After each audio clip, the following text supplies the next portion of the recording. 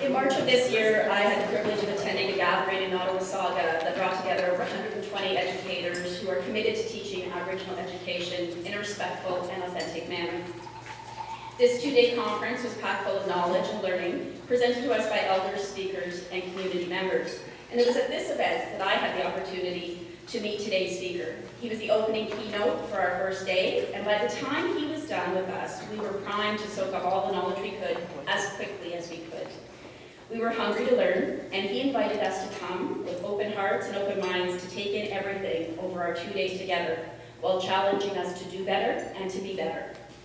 And the time he spent with us was too short. It was just the morning, and no one in the room wanted his presentation to end.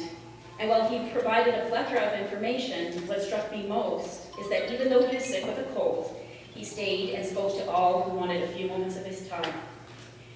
A few days later, I was honored to be in Edmonton to bear witness at the final event of the Truth and Reconciliation Commission, and again had the privilege of listening to our speaker as he navigated emotionally charged days with respect and hope, providing dignity for all, and reminding us of our obligation to remember the legacy of residential schools, to honor those who have had the courage to share their stories, and most of all, to change things for the better for the generations on their way up. It was then that I was convinced that I had to find a way to have him come here to speak to us in the field. So at this time, it is my honor to introduce today's keynote speaker. He is a member of the Moose Cree Band and hails from Moose Factory.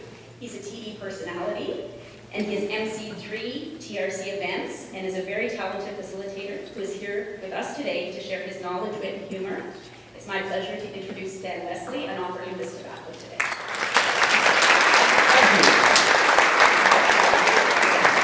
Where I come from, when we get tobacco, you gotta give a hug with it.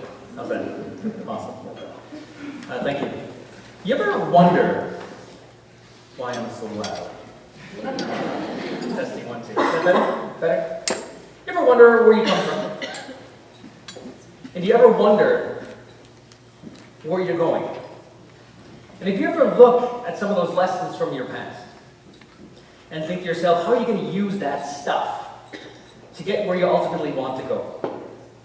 And when you really truly figure it out, where you want to go has very little about you, but it has everything to do with everybody else around you.